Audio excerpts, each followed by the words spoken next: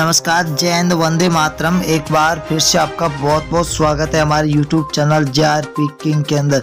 अगर लोकसभा चुनाव की बात करें तो लोकसभा चुनाव का बिगुल बज चुका है। लोकसभा चुनावी तैयारियां भी शुरू हो चुकी है। ऐसा लग रहा है कि लोकसभा चुनाव के अंदर अब 545 सीटों पर हर एक लोकसभा सीट पर बहुत ही बड़ी हॉट सीट बनती हुई दिखाई दे रही है। बात करें हम सी वोटर सर्वे ABP न्यूज सर्वे की बात करें तो चुनाव से पहले ही सबसे बड़ा ओपिनियन पोल सर्वे जारी हुआ। क्या वाकई में अब की बार एनडीए की सरकार बनेगी या फिर इंडिया महागठबंधन होगा मजबूत?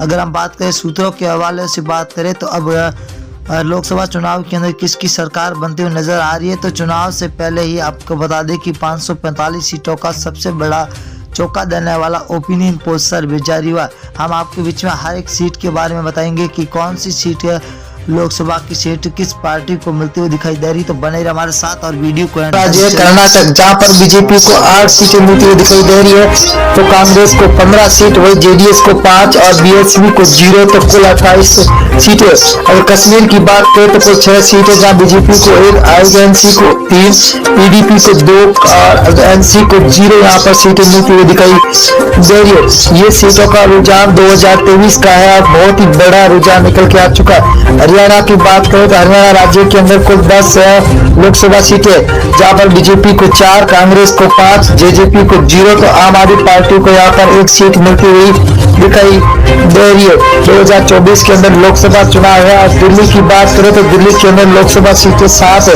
7 में से बीजेपी को 2 सीटें मिल रही है, तो वही कांग्रेस को 4, आम आदमी पार्टी को 1 सीट मिल रही है, तो बीएसपी को यहाँ पर 0 सीट मिलती हुई दिखाई दे रही है। तो अदर के खातों में 0 जारी है। अगर हम पंजाब राज्य की बात करें तो 13 लोकसभा सीट है, जहां बीजेपी को 1 सीट मिल रही है, वही कांग्रेस को 2 सीटें मिल रही है, तो आम आदमी पार्टी के खाते में 9 सीटें जारी है और एसएडी को 0 सीट मिलती हुई दिखाई दे रही है।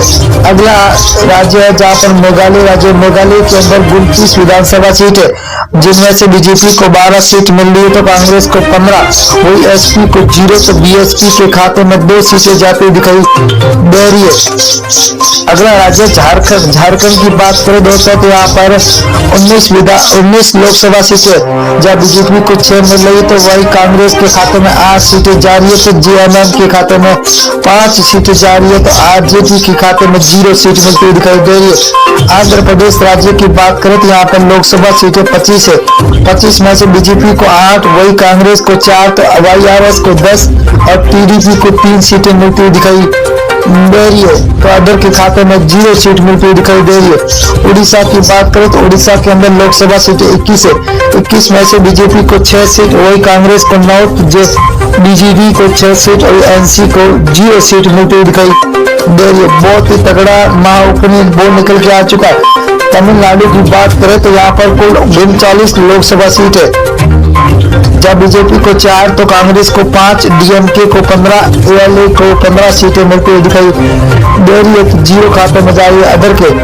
अगर हम बिहार राज्य की बात करें तो कुल 40 लोकसभा सीट है, जहाँ बीजेपी को 12 सीट मिल रही है, तो वही कांग्रेस को 5 सीट, आरजेडी को 15, तो जेडीयू को 8 सीटें मिलती हुई दिखाई दे रही है, तो अदर के खाते में 0 सीट मिलती हुई दिखाई दे रही है।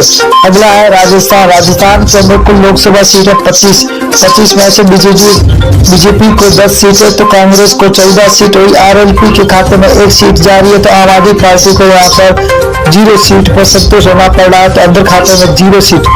उत्तर प्रदेश की बात करें तो कुल 80 विधानसभा सीट है, जहाँ बीजेपी को 32, वही कांग्रेस के खाते में 14, एसपीए के खाते में 27, बीएसपी को 2 सीटें, वही अदर के खाते में 5 सीटें जाती हुई दिखाई दे रही है। अगला राज्य है उत्तराखंड। उत्तराखंड के अंदर 5 लोकसभा सीटें, जिनमें से बीजेपी को 3 सीट, वही आईएनसी को 2, तो बीएसपी को 0, आम आदमी पार्टी के खाते में 0 सीट मिलती हुई दिखाई दे रही है, तो यहाँ पर अदर के खाते में भी 0 सीट जाती हुई दिखाई दे रही है। पश्चिम बंगाल की बात करें तो कुल लोकसभा सीटें 42 है। 42 में से 17 बीजेपी के खाते में जाते हुए दिखाई दे रही है, तो वही आईएनसी को 0 सीट है, तो टीएमसी को 25 सीट है, सीपीआईएम को 00 सीट मिलती हुई दिखाई दे रही है। आंध्र प्रदेश की बात करें तो आंध्र प्रदेश के अंदर लोकसभा सीटें 2 है, जहां पर बीजेपी को 1 सीट मिल रही है। तो यहाँ पर कांग्रेस को खाते में 1, एसपी को 0, तो बीएसपी के खाते में भी 0 सीट जाती हुई दिखाई दे रही है, तो अदर के खाते में 0।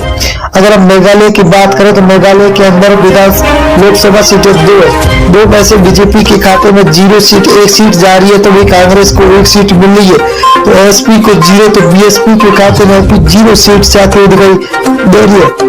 अगला राज्य है जहाँ लक्षद्वीप है, लक्षद्वीप के अंदर लोकसभा सीट 1 है, वही 1 कांग्रेस के खाते में जाते हुए दिखाई दे रही है, तो बीजेपी को यहाँ पर 0, एसपी और बीएसपी के खाते में भी 0 सीट जाती हुई दिखाई दे रही है।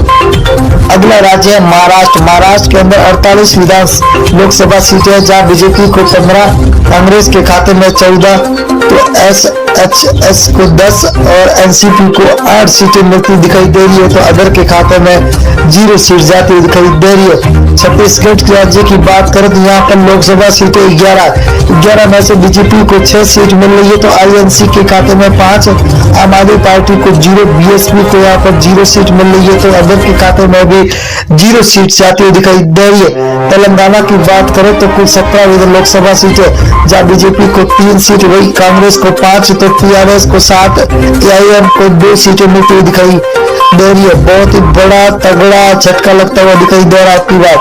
अगर केरल की बात करें तो केरल के अंदर 20 लोकसभा सीटें, जहाँ बीजेपी को 1 सीट मिल रही है, तो कांग्रेस को 10 सीटें, वही एलडीएफ को 9 सीटें मिल रही है, तो यूडीएफ को 0 सीट मिलती हुई दिखाई दे रही है, तो अदर के खाते में 0 सीट जाती हुई दिखाई दे रही है। असम राज्य की बात करें तो कुल 14 सीट है, जहाँ बीजेपी को 7, कांग्रेस को 6, एआईयू को 3 और अदर के खाते में 0 सीट जाती हुई दिखाई दे रही है। बहुत ही बड़ा तगड़ा झटका सभी को मिलता हुआ दिखा। गुजरात की बात करें तो कुल 26 लोकसभा, जब बीजेपी को 12, कांग्रेस को 6, तो आम आदमी पार्टी को 8, बीएसपी के खाते में 0 सीट जा रही है, तो अदर के खाते में भी